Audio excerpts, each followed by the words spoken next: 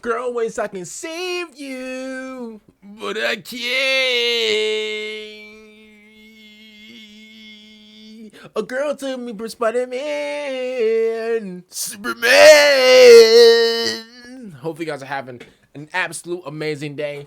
First of all, that Drake song is absolutely amazing. Other than that, we got 10 interesting things in Warhammer 40k lore you probably never heard of. This is part 2, actually. I'm pretty sure we checked out every single part, which is so crazy. We checked out part 4, part 3, and then part 1, which is a crazy order, but that's just me, man. Other than that, man, let's get right into it. Let's go. Make sure you guys follow my Twitch down below, by the way. That would mean the absolute world. And by the way, let's get into it. Kicking off this obscure list of spicy, interesting shit that nobody knows about, we have the Necron Pariahs. These rare units are blank humans who have been kidnapped and then bonded with a necrodermis exoskeleton, essentially creating a Necron-human hybrid. The Necrons chose blanks because the Necrons fucking hate the warp, and nothing kicks the warp harder in the balls than a blank. Hence, having units that literally give the warp the downs is a huge asset to them. Hold up, y'all. My bad. I have to burp real quick. I'm sorry. I gotta hold this one in. Hold up. Hold up. All right, it's gone. Another power the Pariahs have is to instill complete and absolute terror into anyone they look at. In the Kane books, the legendary Commissar is leading a pack of elite soldiers who never show fear or hesitation. They have faced Tyranids without blinking, watched flayed ones tear apart their teammates no worries, and were shown to be complete hardcore badasses time and time again. But when they encountered a squad of Necron Pariahs, they all shat the bed. They started crying and screaming in terror before running away. It was pretty bad. So with such a big asset, why don't we see more of these guys in the lore? After all, they haven't really been mentioned in over a decade. Well, that's because GW decided to discontinue them. However, the in-law reason was that they were way too hard to produce due to the rarity of blanks, as well as the complicated nature of bonding them with their necrodermis armor. On top of that, they were significantly less durable than normal Necrons, and would not regenerate if shot. Hence, Necron armies with Pariahs would have to adapt their strategy and play it a lot safer than they normally would like to.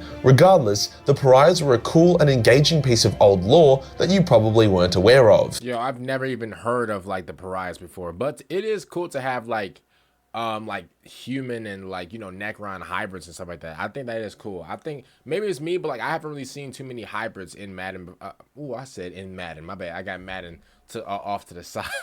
I haven't seen in Madden is absolutely diabolical, but I haven't really seen too many hybrids in Warhammer. So I think we should actually I'm gonna say read more about it, but I'm gonna keep it real. Maybe y'all can read more about it. I'm not reading whatsoever. You know the Eye of Terror, that big gaping butthole in the middle of the galaxy?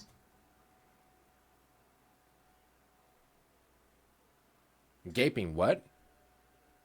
Now listen, I don't even know what that even looks like. If y'all know what that looks like, yeah, you're down bad, bro. Yeah, you're a part of Slaanesh, bucko. The ultimate no-fly zone and a 1 out of 5-star holiday destination on TripAdvisor. Dang, bro, he basically calling that thing the triangle of like what's it called? He called that thing like the triangle of Malaysia. GG's. Well, the Imperium actually tried to conquer it once. Basically, dozens of loyal Space Marine chapters were forced to undertake this Abyssal Crusade, as it was called. The crusade ended in total disaster, as numerous chapters were annihilated, with many others turning to chaos. There was only one survivor from the whole affair, who then went on to kill the man that ordered them in there. Fair enough, I'd do the same. Despite multiple Chaos worlds being wiped off the map, the Crusade wasn't worth it in the slightest. The Eye of Terror cannot be tamed. Your body is corrupted on a microscopic level even just by entering the Eye, hence any invasion will inevitably end in your corruption if you spend enough time there. Wow. So you can't even like take over. Like if you even like dip your feet in there. Give it here. Give me your feet. It's over. Wowzers. Okay. I'm gonna be honest with you, that's actually kind of scary. It was the biggest waste of loyalist Astarte life for thousands of years, and it— Yo, whose plan was that? Yo, whose plan was? Who even? Yo, I'm gonna be honest with you, bro. I gotta talk to the guy who told us to even go in there. I'm gonna be honest. Yo, I've lost a lot of guys who went into the Eye of Terror, bro. What are we doing? Whose plan was it to try to take that over? You can't, bro. That's like the triangle of Malaysia. Yo, once you fly over, it's GG's. It's done. Why you think a lot of you know planes don't even go over that way? Man, come on, bro. What do we? There's no emergency landing. There's no nothing. There's no islands. No nothing. It's nothing but water. It's over. Resulted in Chaos raids exploding across the sector due to them now having thousands more Astartes on their side and thousands less Astartes to stop them. It just goes to show how retarded some of the people in charge are. You've probably heard of an STC, and if you haven't, then no, it's not a version of Galactic Genital. Ooh, girl, wish I can save you, but I can't. A girl told me was Spider-Man, Spider-Man, Superman, Superman. Who's this? Who is this? Yo, hey, does anybody know who this is? I need her name immediately. An STC is basically a blueprint that can be used to create all kinds of advanced technology. Over the years, the STCs have been destroyed or shattered, meaning only fragments remain that show how to make one or two basic items here or there. As such, STCs are seen as the most valuable thing in the galaxy by the Mechanicus. Really? Like a guardsman found a shard of an STC that told them how to make a better version of a combat knife, and he was given an entire planet as a thank you. But did you know that up until recently, gave that boy a planet just for showing him how to make a combat knife? That's nasty work. there was a fully intact STC that if the Imperium got their hands on, would have probably given them the means to easily win the war against Chaos and all Xeno factions. What happened is that a guardsman arrived at a random planet after a bit of a space scuffle, and he discovered it to be full of centaurs. Bit random, but that's okay. Turns out the centaurs were humans who had changed their DNA to better suit the planet, using a fully intact STC that they still possessed. Long story short, the STC is broken when a battle between some Khornite assholes and the centaurs take place, with the centaurs getting the dub. Bro, in Warhammer, you can never have nothing nice, bro. If you have some type of cool thing, bro, if you have something that valuable, bro, like you can never have it like just all the way, bro. Like, bro, like a battle gotta happen. It gotta be broken in that battle. Like, you can never have anything just nice anymore, bro. When the guardsman is picked up and rescued, he tells his officers that the planet is a death world full of vicious Xenos, aka not worth the Imperium's time or effort conquering. As if he had instead told them that it was full of ex-human centaurs that had a broken STC, the Mechanicus would have likely genocided them and taken over the world. There is likely dozens, if not hundreds, of fully intact STCs out there in the galaxy, so it's cool to see a story about one of them here, even if GW doesn't have the balls to ever give a full one to the Imperium. Something the Imperium wasn't a fan of was the existence of a planet full of hectic dinosaur kaijus. Despite the existence of said kaijus, the Imperium wanted to conquer it anyway because, you know, that's what the Imperium does. It's their fetish. However, every attempt failed as, you know, fucking kaijus. Hence the Mechanicus was like, we got this, and they deployed their Titans, and lo and behold, the kaijus fucked up the Titans. At this point, the Imperium was like, alrighty then, and exterminatus the planet. Not just because they were sore losers, but also because they didn't want enemy factions getting a hold of kaiju. Nah, them boys was mad. Man, hey, them boys was mad. What are we talking about? I mean, not because they were sore losers. No, they were sore losers. You telling me that if I send everything I got at this one thing, and he still won't die, and these things still won't die? Okay, boom. Here we go. Febreze. Here we go. Yo, these roaches and spiders want to keep roaming around, and they act like that Air Force One don't work. Okay, boom. I start spraying that raid. Hey, those chemicals gonna work. What are we talking about? Hey, them boys were sore losers. They was like, yo, we're gonna send our biggest threat. We're gonna send the Big Show and Kane and Undertaker. Yo, there's no way they can win. They end up winning. They're like, okay, that's cool and all. Bro, press the button. The whole stadium just went up in flames. What are we talking about? These guys are sore losers. I'm gonna be honest with you. I'll be a sore loser too. If I'm the Imperium, bro, and like, you know, we're the guys, and like these dudes, like they took out like our biggest threat. Oh yeah, bro. Hey, bro, control alt delete. Yo, get them out of here. And using them against the Imperium. The Mechanicus was also happy to see the planet burn, as up until then, there was nothing in the galaxy that was above a Titan in the food chain. And if the Imperium figured out how to control and breed the kaijus, it would make the Titan legions obsolete. Bro, listen. I told you, these boys sore losers. You heard what he said? He said, bro, there was nothing supposed to be over the Titan at all. Now, could they be smart and like tame the Kukaichin or whatever, and like make them like their new Titan or whatever? I mean, I guess, but at the end of the day, they was like, yo, Control or delete, get him out of here. Greatly diminishing the Mechanicus' influence. I'm kind of sad about this one. I would not be mad about kaijus in the 40k setting. I reckon they need to give them to the Exodite Eldar. Those guys are in desperate need of something that is stronger than a crab wielding a stick. Hey man, listen, you're not finna suplex me 16 times like I'm Johnson and get away with it. Nah, bro, I gotta press that button. Hey, you gotta get dealt with, bro. Hey, respectfully, you have to get, bro. Hey, if you beat my biggest threat, man, yo, this whole planet about to be looking like Planet Namek from Dragon Ball, bro. It's over. Speaking of Titans, did you know that there is actually a class of Titan greater than an Imperator Titan? You know, the Titans that the Tau mistook for mountains. Yes, the Castigator Titan makes the Imperator Titan look like an old man with a blown out hip and no cartilage in his spine. It stood up straight and had remarkable mobility. It was also controlled by an AI instead of a pilot. It's said that every Titan created since were all failed attempts to recreate the original Castigator Titan, as they didn't have the required STC. There has only been one Castigator Titan seen in the setting, and he was a massive fucking asshole.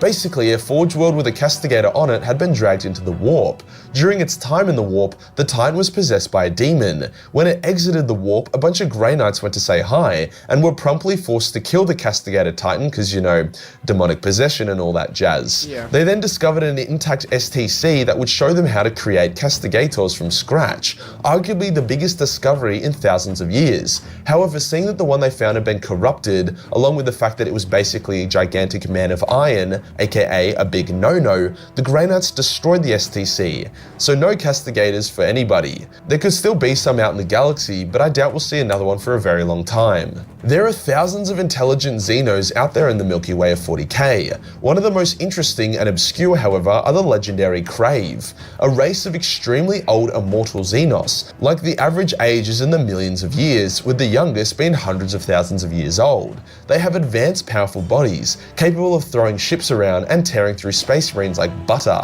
Their psychic abilities were also insane, with some Astartes comparing their prowess to the Emperor himself.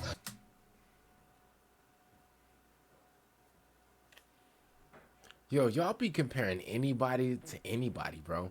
Bro, that's like y'all comparing like y'all weak, like, you know, Primarch to Vulcan. Like, bro, like the comparison, come on, yo. Like, let's keep it real, bro. It's like comparing like LeBron to like Jordan. Like, come on, yo. Like, obviously LeBron kills. Like, obviously like LeBron is like the GOAT. Like, obviously Vulcan's the GOAT. Like, what are we like? What are we talking about? Like, listen, maybe that's just me and my opinion, bro. But y'all, listen, I feel like everybody's just comparing anything to anything, bro. Bro, Big E, the Big Imp, yo, Big E himself, Uncle E, Uncle Imp. Come on, bro. Nobody's up there with him besides Vulcan. They could mind control entire populations with little effort, and they were a huge threat to the Imperium. Hence, the Emperor sent the only Primarch he could trust to get the job done, the Lion. The Lion engaged the Crave, and he dueled one of their ancient warlords. After a hectic anime tier battle, the Crave attacked the Lion's mind and entered into his subconscious, thinking that by removing his physical advantage of his genetically advanced body, she could See, Vulcan would never in his life let that happen. Never. I'm sorry. Yo, he would never let no weakling get into his mind, bro. Like Bobbity from Dragon Ball. What are we talking about? Yeah, he would never let that happen. I mean, maybe to your Primarch and maybe to, you know, who you support, maybe. I mean, if you support the Lion, then, bro, again, like, if you support the Lion, bro, it's like watching the Cowboys, bro, every single Sunday. Like, I even said this in, like, my last video. I know a lot of people, you know, hey, man, listen, that video was chaotic. You know, I saw some of the comments. Y'all were on my neck, and it's okay. You know, I respect it, because whenever you're supporting the greatest of all time, you know, that comes with, like, a lot of haters. It's okay. You know, Vulcan's the greatest of all time. I mean, it is what it is. Suck it up, bro. Pause, but suck it up. I mean, it is what it is. You know, I'm not here to, you know, try to tell you guys over and over again why Vulcan's the greatest. I'm just here to tell you guys why Vulcan is the greatest, you know, so I don't want to, you know, I just don't want to, you know, AP's mind and soul. Well, she fucked up pretty badly. The Lion is a master of all his domains, both physical, mental, and spiritual. So as she started gloating that she had him by the balls, he picked her up by the throat, mind raped her so bad that she uncovered the location of her homeworld, then he killed her and he xenocided her race. Reason 6457 why the Lion is a complete fucking badass. Nah. So y'all be calling everything and y'all be really bigging up anything and everything. What's cool about that? What's cool about that? What he reversed the weakling and then like killed her with his little psychic powers or whatever. And then like he was like, oh well, you know what? I'm gonna get at your race as well. Then killed a bunch of like weaklings or whatever. I mean that's cool and all. I mean, hey, let's clap it up for this guy. Way to beat up the weak. Like what are we? What is he talking about? Cool. Like oh, you beat up the weaklings. That's great and all, but like. If it was Vulcan, he would actually protected the weaklings. If it was Vulcan, he would be like, yo, even though you tried to really cross me, even though you tried to cross me up like Allen Iverson, I'ma still spare you. I'ma sit you down right here, bro, and I'ma leave and I'ma turn my back and walk in slow motion, bro. Like it's like an Aura remix film. What are we talking about, bro? That he's Mr. Aura himself. What are we like? Are we cuckoo for Cuckoo Puffs, bro? Are we drunk on a Saturday night? Are we all drinking for breakfast? What are we talking about? How dare we even like ignore his greatness? Ignore what he can do for Warhammer, bro? Because without Vulcan, bro, that whole Warhammer setting would be drier than the Sahara Desert. What are we talking about?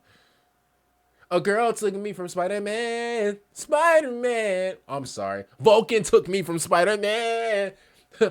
He made me feel like Superman. And like, what are we talking about, bro? He's the greatest of all time. Like, but listen, that's something that a lot of you guys, you wouldn't even understand for real. Like, I choose the Crave as an example of an interesting obscure Xenos race as they were so ancient and powerful. Humanity's rise would have been a speck on their existence, a speck that ended in their own annihilation, but it speaks volume to how ancient the setting really is. It also shows the prowess of the Emperor, that he was able to completely tilt the balance of the galaxy, upheaving Xeno empires that had lasted millions of years and only a century or two. It goes to show that the Imperium isn't just another upstart empire that will be forgotten. The current setting of 40k is the most important time in the setting's history, and it will dictate the future of everything to come. Now for a cheeky fun one. The Mechanicus not only discovered the skull of Nicola Tesla, but they have actually turned it into an EMP device because, you know, why the fuck not? I did hear about this. Yo. You know, because obviously Warhammer is like in the future and stuff like that. Yo, if somebody find my body, I just hope that it's Vulcan. Like Vulcan, yo, Vulcan, if you find my body, man, I hope you frame it up in the house. You know, I hope that you just frame my bones in the house. You know, and man, that would mean the world to me. You know, that would mean a lot to me. You know, I just hope that Vulcan finds me. You know, instead of some trash other like Primarch or whatever. You know, a Primarch that's not worthy of touching Vulcan's own. So. The next interesting bit of lore is both funny and terrifying. There exists a xeno parasite from the world of Catachan, because of course Catachan has the terrifying parasites. It's called the Face Eater. A Face Eater is basically a plant that lurks in damp, humid areas, such as swamps or showers. When it detects the existence of prey, it will launch itself at their face, latching on, spraying acid into their face before suffocating its prey to death. It will then unleash its eggs into the prey's corpse, which will hatch as maggots, eating. Now I got you in my space. I won't let go of you. Wait, what? What are you talking? Hey, I'm gonna be honest with you, bro. If I see the Face Eater like in real life, bro, and the thing's trying to jump on me, bro, I'm weaving that thing like Floyd Mayweather. What are we talking about, bro? Hey, respectfully, I'm not getting no eggs launched on my face. Yeah, pause. I'm not getting no eggs launched on my face. I promise you that. To prey before maturing and moving on to continue the process. Yeah, nasty. The real problem is that the Face Eaters look exactly like towels, and considering that they hang out in showers, I think you can understand how this makes them a bit problematic. They were actually released onto Necromunda to help deal with the vermin there, but that ended fucking terribly, and now the people of Necromunda don't like taking showers anymore. No wonder why it stinks like shit down there. The Imperium has a lot of contingency plans if shit goes tits up. Stuff like a bomb that will blow up Terra if the Emperor is to die is just one example. Another lesser known one is the Terminator Terminus Decree, a small wooden box with instructions inside of it. The box resides in Malcador's tomb, and only the Supreme Grand Master of the Grey Knights knows of its existence and how to open it. Yet even he does not know what is actually in it. His orders are, if the Imperium is on its last legs and everything is fucked, to open it and follow the instructions inside. But some theories include orders to kill the Emperor, in the hope that being released from his physical form will allow him to regenerate or become a god, but that is just a theory. Whatever it says is a big deal though. The instructions will either lead to the final nail in humanity's coffin, or as their last chance to save them.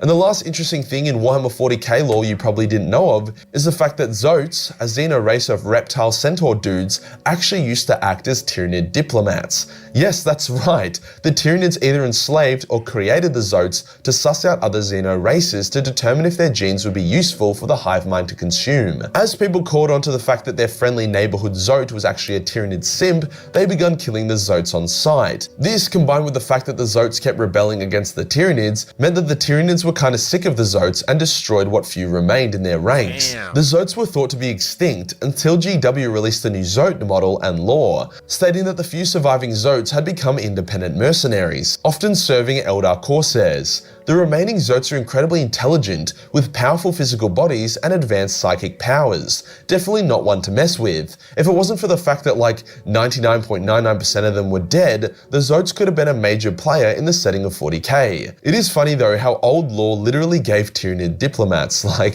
bruh. So there's another 10 interesting 40k bits of— Shout out to my boy Majorkill, man, for this video. I think we covered all 4 videos of like this little series and stuff like that, man. Shout out to Majorkill for this, man. Grateful for everybody, you know, who watches all my videos, man. Even if you agree, disagree, man, really appreciate it, man. Shout out to y'all. And listen, if you guys have like a army, or not army, but if you guys have like a name for y'all, bro, I was thinking about giving y'all like a name or something like that. I don't know, like I want it to be something like, you know, cool or whatever. Comment down below, you know, what should I like name y'all and stuff like that. And other than that, man, I'm gonna see y'all later for the next one. Yo, maybe what about like Indie Gang or something like that? That sounds pretty cool, don't it? Like Indie Gang. What up, Indie Gang? Oh, that sound cool. Yo, that rolled off the tongue too cool. Hold up. Oh, hold on, let me chill out. But yeah, I'm gonna see y'all later. Check them out. Make sure you guys follow my Twitch down below, and peace out.